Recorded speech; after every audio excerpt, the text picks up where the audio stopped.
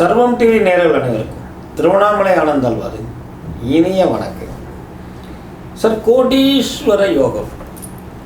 இந்த கோடீஸ்வர யோகத்துக்கு ராசிநாதன் நட்சத்திரம் இதெல்லாம் இருந்தாலும் நம் அன்றாடம் வசிக்கக்கூடிய வீட்டினுடைய வாசல், அதனால தான் அதுக்கு தலைவாசல் என்று பேர். இந்த தலைவாசல் அமைப்பாக அமைஞ்சுக்கிட்டோம்னா இந்த கோடீஸ்வர யோகத்தை எப்பொழுதும் தக்க வைக்கலாம். இந்த ராசிக்கும் வாஸ்துக்கும் வித்தியாசம் தெரியாமல் இருக்கிறோம். ராசிங்கிறது அந்தந்த தசாபுத்திகள் வரும் பொழுது நமக்கு சில யோகங்களும் சில யோக பலன்களும் கிடைக்கும். ஆனால் எப்போதுமே நிரந்தரமாக நமக்கு வரக்கூடியதை, நமக்கு வந்திருக்கக்கூடியதை தக்க வைக்கிறதுக்கு பேர் தான் வாஸ்து அப்படின்னு அர்த்தம். அப்போது நம்ம எல்லாத்துக்கும் இந்த கோடீஸ்வர யோகம் முக்கியம். ஏன்னா பணம் முக்கியம், நான் உள்பட. அந்த பணம் சம்பாதிக்கிறோம், ஓடுறோம், உழைக்கிறோம், அதை தக்க வைக்கணும், அது தங்கணும். அதனால தான் தனலட்சுமி, தானியலட்சுமி, சந்தானலட்சுமி, எத்தனை லட்சுமி இருந்தாலும் தங்குக அப்படின்னு அதுக்கு லட்சுமியாக சொன்னாங்க. அப்போ இப்படிப்பட்ட இந்த கோடீஸ்வர யோகத்துக்கு 12 ராசிகளுக்கு உண்டான அதிர்ஷ்ட தலைவாசல் அதை பார்த்துக்கிட்டாலே போதும். இல்லை சார், வாஸ்துனா எல்லாமே சரி பண்ணணும்னு சொல்கிறாங்களே. தலைவாசல் சரியாக இருந்தால் எல்லாமே சரியாக வரும் அப்படின்னு அர்த்த சாஸ்திரம் சொல்லப்பட்டிருக்கு. வேதங்கள், சாஸ்திரங்கள், சம்பிரதாயங்கள், அர்த்த சாஸ்திரங்கள், இப்படி நிறைய விஷயங்கள் இருக்குது. அதில் அர்த்த சாஸ்திரம் உங்களுக்கு புரிகிற மாதிரி சொல்லணும்னா முதல் கோணல் முற்றும் கோணல்னு சொல்லுவாங்க. அதனால தான் இன்றைக்கி வீடு கட்டும் பொழுது வாசக்கால் வைக்கிறதுக்கு எதுக்கு முக்கியத்துவம் கொடுக்கப்பட்டிருக்குது, அது ஏன் சிறப்பாக செய்கிறதுனா குலதெய்வத்தை அங்கே நிலைநிறுத்தி அந்த குலதெய்வத்தினுடைய அருளால், காவல் தெய்வத்தினுடைய அனுகிரகத்தினாலும் இந்த வீட்டில் எந்த கோளாறும் இல்லாமல் வரக்கூடியது வந்தது தங்குக அப்படின்னு அர்த்தம். அதனால தான் திருமண காலகட்டத்தில் கூட பெண்களை கூட நம்ம புது பெண்ணை உள்ள வீட்டுக்குள்ளே முத அழைக்கிறது, பெத்த தாயை அழைக்கிறது, நம்ம கோமாதா அப்படின்னு சொல்லக்கூடிய பசு அழைக்கிறது, இதெல்லாம் வாசக்காலை தாண்டி வந்துச்சுன்னா முக்காவாசி வாஸ்து குறை நீங்கும். அவ்வளோ சிறப்பு பெற்ற இந்த வாசக்காலை நம்ம அமைச்சிக்கணும். சார், இதில் எனக்கு நிறைய கன்ஃபியூஸ் இருக்குது சார். அதுக்காக தான் நம்ம இந்த டிவியில் மட்டும்தான் விசேஷ இதுவே கொடுக்குறது. பொதுவாக ஒரு ராசிக்கு 4ஆம் இடம் அப்படின்னு சொல்லக்கூடியது நம்ம இடம், வசிக்கக்கூடிய இடம் அல்லது தாயார் ஸ்தானம், இப்படி நிறையா சொல்லிக்கிட்டே போகலாம். அப்போ அந்த 4ஆம் இடத்தை கணக்கு பண்ணி தானே சார் நம்ம சொல்கிறோம் அப்படின்னா அது மட்டும் காரணம் அல்ல. அந்த ராசிநாதன் இருக்கிறான் இல்லையா, அவனுடைய விஷயத்தையும் கணக்கில் எடுக்கணும்.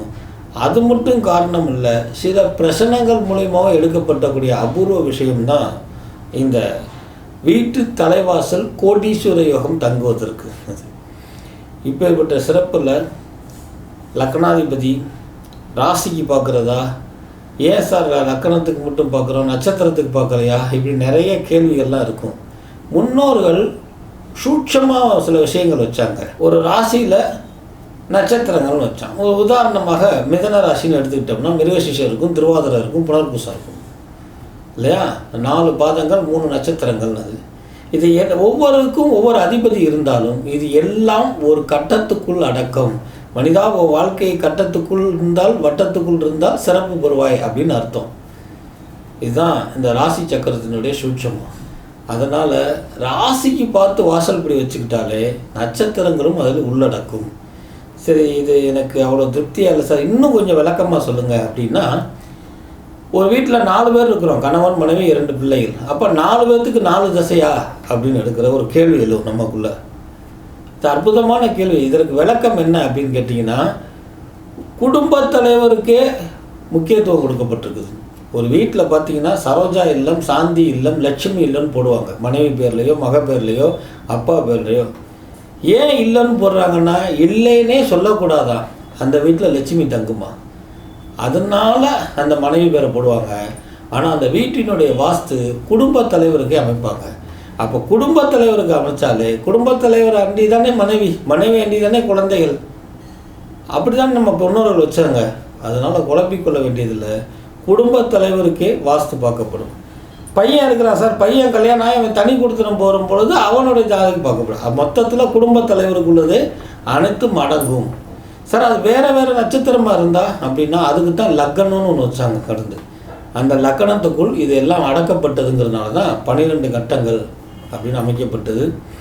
ஸோ இது எல்லாத்துக்கும் தெளிவாக புரிஞ்சிருக்கும். இப்போது இந்த கோடீஸ்வர யோகத்தை நம்ம சர்வம் டி நேயர்களுக்கு இது முடிக்க எனக்கு வீட்டு வாசல் முடிக்க வந்து தங்கலை சார், அல்லது வீட்டில் இருக்கிறது எல்லாம் கொண்டு வந்து வச்சாலே செலவினம் ஆயிடுது சார் அப்படின்னு சொல்கிறவங்களுக்கு எல்லாம் இந்த தமிழ் புத்தாண்டில் சிறப்பு நிகழ்ச்சியாக இந்த விஷயத்தை நீங்களும் தெரிந்து கொண்டு தெரியாதவர்களுக்கும் தெரிய வைத்து நம்ம சேனலை சப்ஸ்கிரைப் பண்ணுறது மூலம் இன்னும் பெரிய அரிய விஷயங்களை பார்க்கலாம், தெரிந்து கொள்ளலாம். அதன் மூலமா பெரிய பலன்களை அடைவீங்கன்னு சொல்லி அண்ணாமலையார் அடுறாக 12 ராசிகளுக்கு உண்டான தலைவாசல் எந்த பகுதி, உங்களுக்கு கோடீஸ்வரத்துவம் எப்பொழுது. விருச்சிக ராசி நேயர்களே, எங்கள் அப்பாவோட சொத்துல தான் என் வீட்டுக்காரே வந்துட்டு இருக்கிறாரு. நான் வந்த நேரம் தான் என் வீட்டுக்காருக்கே வளர்ச்சி, என்னால் தான் யோகம் அப்படின்னு சொல்லக்கூடிய விருச்சிக ராசி பெண்களை,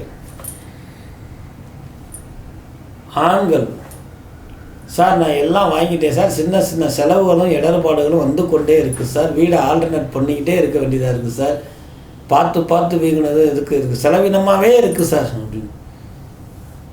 இந்த விருச்சிக ராசியில் இருக்கிறவர்களுக்கு ஆண்களாக இருந்தாலும் பெண்கள் இருந்தாலும் கால் வலி, லோ பிபி இதெல்லாம் நடைமுறையில் இருக்கும். ஒரு சில விருச்சிக ராசிக்காரர்கள் உடன் பிறந்தவர்களுடன் கடும் பகை உணர்ச்சி, அவன் ஆகவே ஆகாது, நம்ம தகுதி தராதவங்களாம் பார்க்குறதே இல்லை, கொடுமை அடிக்கிறது, கூப்பாடு போடுறது, இப்படி பல்வேறு விஷய அமைப்புகள் இருக்கக்கூடியதும் சில விருச்சிக ராசிக்காரர்களுக்கு உண்டு. அப்போ இவங்களுக்கு கோடீஸ்வர யோகம் தங்கணும் அப்படின்னா அது ஜாயின்ட் ஃபேமிலியாக வச்சு எல்லாத்துக்கும் சேர்த்து செய்கிறேன் சார், எனக்குன்னு தனியாக இல்லை சார், என்னதுன்னு சொல்லலாமே தவிர நான் அதில் இல்லைன்னு புலம்பிக் கொண்டிருக்கக்கூடிய விருச்சிக ராசினியர்களே, வடக்கு பார்த்து வாசல் அமைத்துக் கொள்வது சிறப்புகள்.